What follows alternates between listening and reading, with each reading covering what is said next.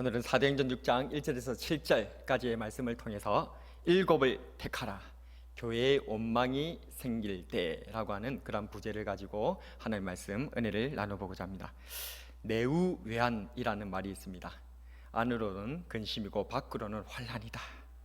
가지 많은 나무에 바람 잘 없다라는 속담이 있듯이 우리네 인생은 안팎으로 근심과 환란이 끊임없는 것, 그것이 우리 인생이지 않을까 생각합니다. 초대교회인 예루살렘 교회도 마찬가지였습니다. 밖으로는 교회와 복음을 향한 엄청난 환란과 핍박이 몰아치고 있었습니다. 그때마다 사도들은 굴하지 않는 믿음으로 하나님 앞에서 너희의 말을 듣는 것이 하나님의 말씀을 듣는 것보다 옳은가 판단하라. 우리는 보고 들은 것을 말하지 아니할 수 없다 라고 하면서 정면 돌파를 감행하고 하나님의 은혜로 교회는 나날이 성장하게 되었습니다. 그런데 말입니다, 오늘 본문에서는 색다른 교회의 문제가 발생하게 됩니다. 이때까지는 교회의 밖에서 일어나는 환란이었거든요. 그런데 이제는 교회 내부에서 일어나는 문제가 발생한 겁니다. 오늘 본문에서는 교회 안에서 발생한 이 문제, 바로 히브리파와 헬라파 간의 구제 문제로 분쟁이 생겼고, 헬라파가 히브리파를 원망하는 일이 지금 생긴 것입니다. 교회 내부의 분열이죠. 1절을 같이 한번 읽어보겠습니다. 1절입니다. 시작. 그때에 제자가 더 많아졌는데 헬라파 유대인들이 자기의 가부들이 매일의 구제에 빠짐으로 히브리파 사람을 원망하니, 이처럼 교회나 가정 안에서 원망이 생길 때 우리는 어떻게 문제를 해결해야 하는 것일까요? 오늘 본문을 통해서 그 해답을 찾아가시는 우리 모두가 되었으면 좋겠습니다. 가정과 교회에 문제가 생겼을 때 우리는 무엇을 알아야 하는 것일까요? 첫 번째로, 우리 모두는 죄인이라는 사실을 알아야 합니다. 과거의 구제 문제로 갈등을 일으키고 있었던 예루살렘 교회, 이로 인해 상대적으로 세력이 약했던 헬라파 유대인들이 히브리파 유대인들을 원망하고 있는 상황입니다. 그런데 이 원망은 단지 히브리파 성도들에게 쏟아지는 원망이 아닙니다. 왜냐하면 사도들이, 이때 당시에 지도자였던 사도들이 다 히브리파 유대인들이었거든요. 그렇기 때문에 이 헬라파들이 히브리파에 대한 원망은 단지 히브리파 성도들에 대한 원망이라고 보기보다는 그 지도자였고 교회 전체적인 시스템을 이루고 있었던 이 조직인 바로 히브리파 중심으로 운영되고 있는 이 교회에 대한 원망을 가지고 있었다, 그 말입니다. 이것은 어떤 하나의 구제 문제, 봉사 문제, 사역 문제, 그걸로 지금 일어나는 것이 아니다, 그 말입니다. 구조적인 문제로 인하여서 교회가 확장되고 많은 사람들이 또한 제자로 들어오다 보니까 지역별로 또 생각별로 또 여러 가지 의견 차가 이렇게 생기는 것이죠. 그것이 지금 문제가 내부적으로 일어나고 있다, 그 말입니다. 그런데 말입니다, 우리가 이러한 문제, 원망이 생길 때에 한번 우리는 스스로 내 자신을 한번 먼저 돌아볼 필요가 있습니다. 바로 나에게 혹시 나는 내가 원망하는 대상에게 너무 큰 것을 지금 기대하고 있는 것은 아닌가? 내가 교회나 지도자들에게 혹시 예수님 정도의 의를 기대하고 있는 것은 아닌가? 내가 지금 기대하고 있는 것이 너무 수준이 높기 때문에 나에게 원망이 발생하고 있는 것은 아닌가 하는 그런 생각 말입니다. 모든 사람은 죄인입니다. 사도들도 예외는 아닙니다. 그러나 그들이 예수님을 대신해서 사역하는 사도들이었기에 혹시 예수님과 같은 완전성을 기대하여서 이러한 원망의 문제가 발생한 것은 아닐까요? 사도들이 교회와 복음을 위해 수많은 위협과 위기를 감내했던 것, 이들은 다 알고 있습니다. 이 사도들과 주님의 복음의 전파자들이 그렇게 수고함으로 인해서 교회가 부흥하고 왕성하게 흥황했다는 거 다 알고 있습니다. 그럼에도 불구하고 이들이 왜 원망이 발생하고 있습니까? 지금 그들은 사도들의 인간적인 그런 어떤 부분들, 그 실수에 소위 꽂혀가지고 이제는 생각이 자꾸만 사도들의 장점에 보지 못하고 단점에 생각이 집중되어져서 계속 원망과 불평을 하고 있는 모습으로 전락하고 말더라는 것입니다.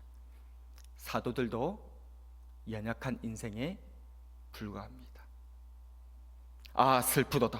사람은 입김이며 인생도 속임수이니 저울에 달면 그들의 익힘보다 가벼우리로다. 인생은 그날이 풀과 같으며 그 영화가 들의 꽃과 같도다. 모든 사람이 죄를 범하였음에 하나님의 영광에 이르지 못하더니. 그렇습니다. 아무리 사도라고 할지라도 인생의 불과함을 기억하시기를 바랍니다. 그렇기 때문에 우리는 사도가 아니라 오직 완전하신 우리 구주 예수 그리스도를 바라봐야 되는 줄로 믿습니다. 가정과 교회에 문제가 생겼을 때, 그렇다면 이제 두 번째로 우리는 무엇을 알아야 되는 것일까요? 주 안에 우리는 한 가족이라는 사실을 알아야 합니다. 우리는 서로 다른 사람들입니다. 생김새도 말투도 다르지만 말과 생각, 살아온 환경 다 다르다는 것을 인정할 수 있어야 됩니다. 그러나 문제가 발생했을 때에 우리는 나와 다른 생각, 나와는 다른 의견을 내는 사람들을 종종 적으로 판단하는 경우들이 생깁니다. 다른 것은 틀린 것이 아닙니다. 다른 것은 도리어 합력할 수 있는 기회라는 사실을 알아야 합니다. 남녀가 다른 것은 서로 도와 가정을 이루기 위함이고, 노소가 다른 것은 서로 도와서 공동체를 세워나가기 위함이고, 우리가 서로 간에 성도가 서로 다른 것은 서로 도와서 주 안에서 한 가족, 한 공동체를 이루기 위함인 줄로 믿으시기를 바랍니다. 그래서 우리가 서로 다른 거예요. 서로 의견이 다르고 서로 생각이 다른 것입니다. 그래서 우리는 서로의 부족분을 채워줄 수 있어요. 왜? 서로 다르니까요. 우리가 다 똑같다면 부족한 것은 계속 부족한 것으로 남을 것입니다. 우리가 잘못하는 것은 계속해서 잘못하고 말 것입니다. 그러나 하나님께서는 우리를 다르게 만들어 놓으신 거예요. 그래서 우리는 도울 수 있어요. 우리는 함께 세워나갈 수 있다는 것입니다. 서로 의견이 다르다고 해서 우리는 적이 아닙니다. 제가 서울 동산교회에서 전도사로 사역할 때의 일이었습니다. 제가 그때 중고등부를 맡고 있었는데요. 중고등부에 담당하시는 부장님이 계셨는데, 이분이 제가 뭔가 목회 의견을 내놓으면 항상 이분이 반대를 하는 거예요. 그래가지고 계속 반대에 부딪히니까 뭘 할 수가 없는 거예요.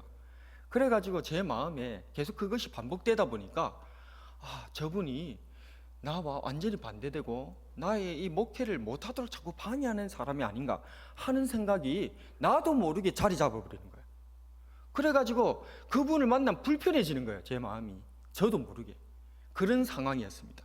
그런데 그러던 어느 날 우리 교육자님들과 또 교회학교 부장님이 같이 모여서 이제 원래회를 하는 그런 기도회를 하는 시간이었습니다. 그때 기도를 하는데 우리 중고등부 부장님 말고 초등부 부장님이 대표 기도를 이제 딱 하시는 거예요. 근데 그 기도 중에 이런 말씀으로 기도를 하시는 거예요.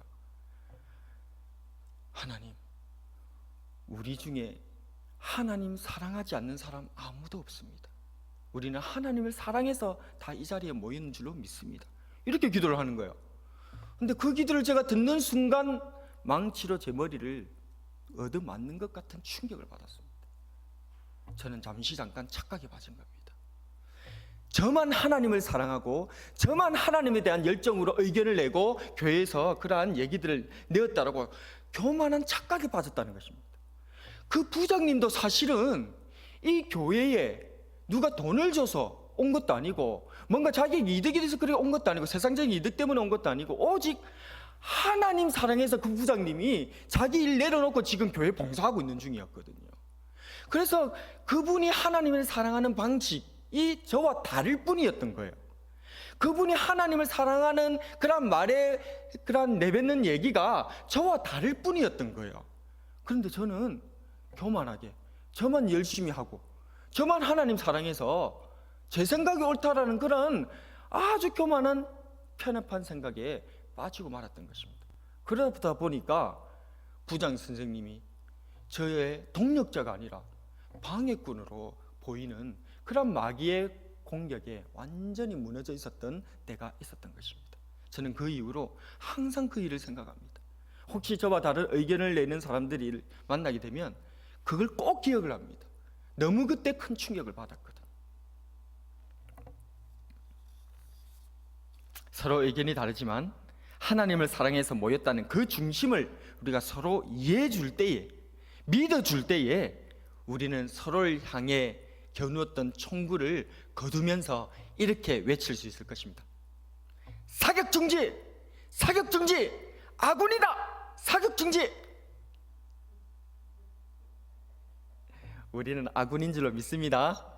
예, 옆분에게 얘기합시다. 당신은 저의 아군입니다. 예, 저는 당신의 아군입니다. 예, 우리가 혹시 적군으로 오인해가지고 사격할 수 있잖아요. 그러나 우리는 적이 아닙니다. 우리는 지금 다 하나님 사랑해서 이 자리에 모였잖아요. 아멘. 그러니까 우리는 아군인 거예요. 서로 의견이 좀 다를 뿐이에요. 생각이 조금 다를 뿐입니다. 그래서 우리가 같이 합력해서 나갈 수 있는 것입니다. 이에 로마서 8장 28절에서는 이렇게 말씀하고 있습니다. 우리가 알거니와 하나님을 사랑하는 자 곧 그 뜻대로 부르심을 입은 자들에게는 모든 것이 합력하여 선을 이루느니라. 우리 모두는 하나님을 사랑해서 이곳에 모였다는 것을 기억합시다. 나만 하나님을 사랑해서 교회 일을 하고 있는 것이 아니라 나와 다른 의견을 내시는 그분도 사실은 하나님 사랑해서 교회를 사랑해서 그 말을 했다는 것을 믿어줍시다. 우리 모두 하나님을 사랑하는 주 안의 한 가족인 줄로 믿습니다. 마지막으로 가정과 교회에 문제가 생겼을 때 우리는 무엇을 알아야 할까요? 십자가의 삶을 살아내야 함을 알아야 합니다.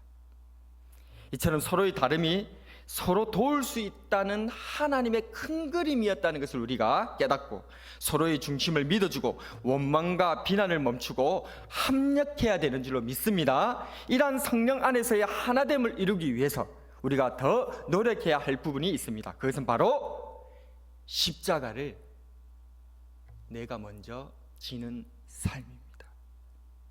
성도라면, 예수를 믿고 따르는 사람이라면 마땅히 십자가를 져야 합니다. 하지만 그 중에서 누가 먼저 십자가를 져야 되느냐라고 묻는다면 가장 예수님에 가까이 붙어 있는 사람, 가장 하나님의 은혜를 많이 받은 사람이 먼저 져야 되지 않겠습니까? 예루살렘 교회의 경우에서는 가장 하나님에 가까이 붙어 있고 가장 하나님의 은혜를 많이 받은 사람들은 사도들이었습니다. 당연히 교회의 지도자가 하나님의 가장 큰 사랑을 받고 하나님의 가장 가까이 붙어 있는 사람이겠죠. 헬라파 유대인 가부들이 매일 구제에서 소외되는 문제가 발생했을 때에 사도들은 깨달았습니다. 이 문제는 나 때문에 일어나고 있는 거구나. 나를 비롯한 우리 사도들이 히브리파들이니까 우리의 이 인간적인 약점 때문에 지금 교회의 시스템이 너무 히브리파 중심으로 움직이고 있는 것이었구나. 그래서 헬라파 유대인들이 보기에는 자기네들이 소외를 계속 당하고 있다는 그러한 고통의 신음소리가 흘러나오고 있는 거구나. 이건 다 우리의 편협한 문제였구나. 그것을 사도들은 깨달았다는 것입니다. 그래서 사도들은 이 문제를 해결하기 위해서 히브리파가 아닌 헬라파에서 지도자가 선출될 수 있도록 스스로 행정 일선에서 물러나고 자신들의 권한을 나누어 주기로 결정합니다. 그리고 7을 택하라라고 하고 있죠. 그래서 선출된 7 집사의 이름을 보면 모두 헬라식 이름이라는 것을 우리가 알 수 있습니다. 그러니까 지금 사도들이 행정 일선에서 물러나면서 새로운 지도자 7명을 세우는데 그 7명이 전부 다 히브리파가 아니라 다 어디라고요? 헬라파들이라는 것입니다.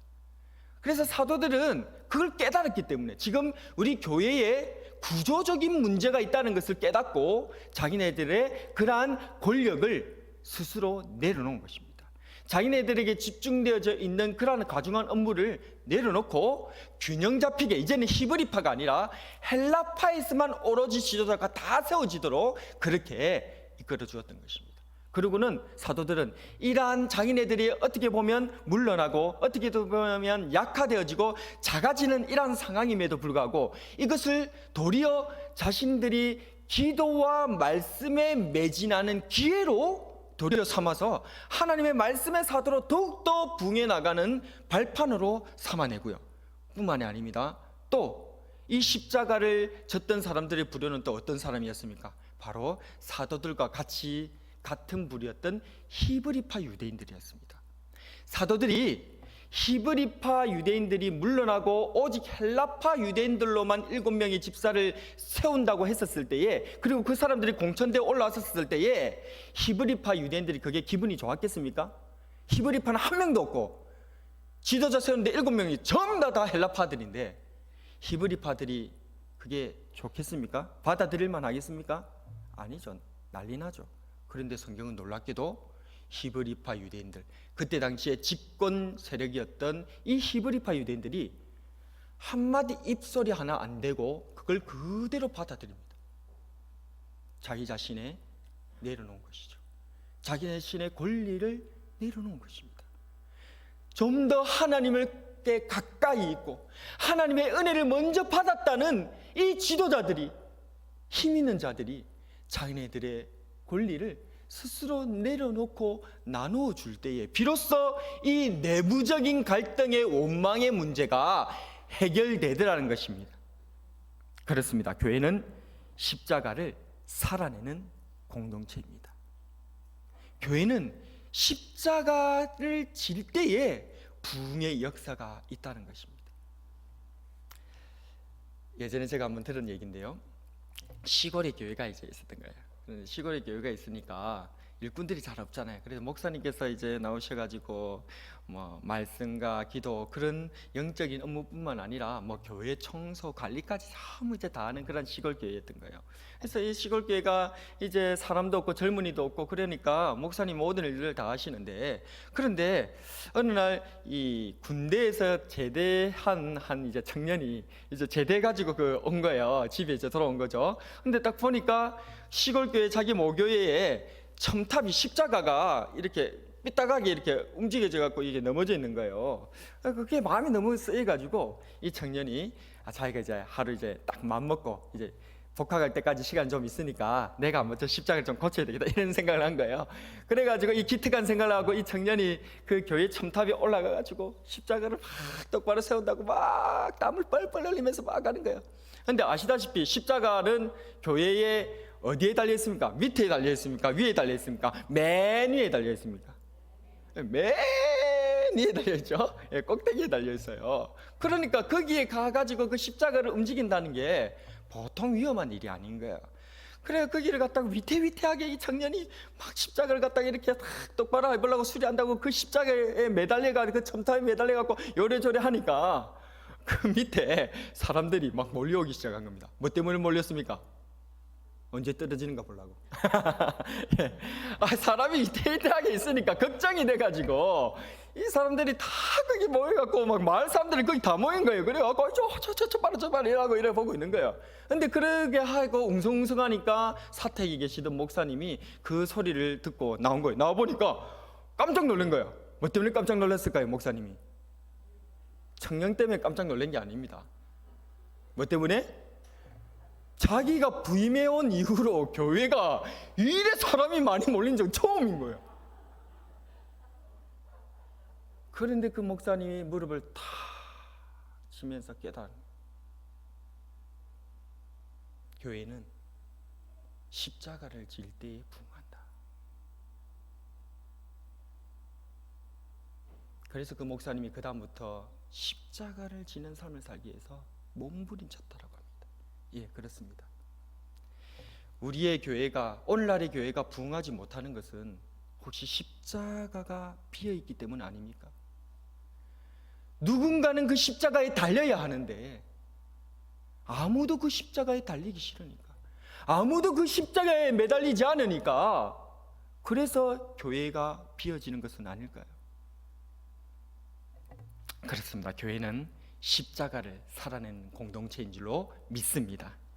먼저 목사님과 장로님들이 십자가를 살아내고, 집사님과 권사님들이 십자가를 살아내고, 교회 내에서 영향력 있는 사람들이 자신을 내려놓을 때에 비로소 주님의 몸된 교회가 원망을 이겨내고 하나 되어 성장하게 되는 줄로 믿습니다. 이러한 십자가를 지는 삶에 대해서 우리 예수님께서 일찍이 말씀하셨습니다. 아무든지 나를 따르거든 자기를 부인하고 날마다 제 십자가를 지고 나를 따를 것이니라. 뿐만 아니라 사도 바울 선생님도 고린도 교회를 향해서 이 십자가를 지는 삶, 지도자로서 성도들을 위해서, 교회를 위해서 헌신하는 삶에 대해서 이렇게 표현하였습니다. 우리가 환난 당하는 것도 너희가 위로와 구원을 받게 하려는 것이요, 우리가 위로를 받는 것도 너희가 위로를 받게 하려는 것이니 이 위로가 너희 속에 역사하여 우리가 받는 것 같은 고난을 너희도 견디게 하느니라. 우리가 십자가의 삶을 살아낼 때야 비로소 우리의 영혼이 살고 우리의 가정이 살고 우리 교회가 살아나는 줄로 믿습니다. 말씀을 정리하겠습니다. 외부의 공격을 복음의 확신으로 이겨내었던 예루살렘 교회, 이번엔 내부적인 분열과 원망의 문제가 교회에 들어 닥쳤죠. 그럴 때 그들은 세 가지를 기억해 내었습니다. 첫 번째로, 우리 모두는 죄인이다. 두 번째로, 주 안에 우리는 한 가족이다. 우린 적이 아니다. 의견이 다르다고 적이 아니다. 한 가족이다.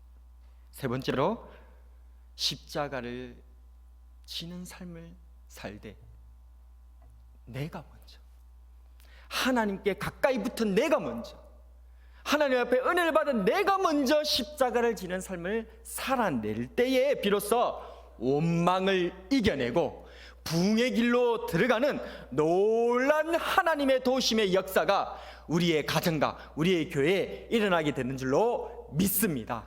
이러한 삶들을 살아가시는 우리 모두가 되기를 축복합니다.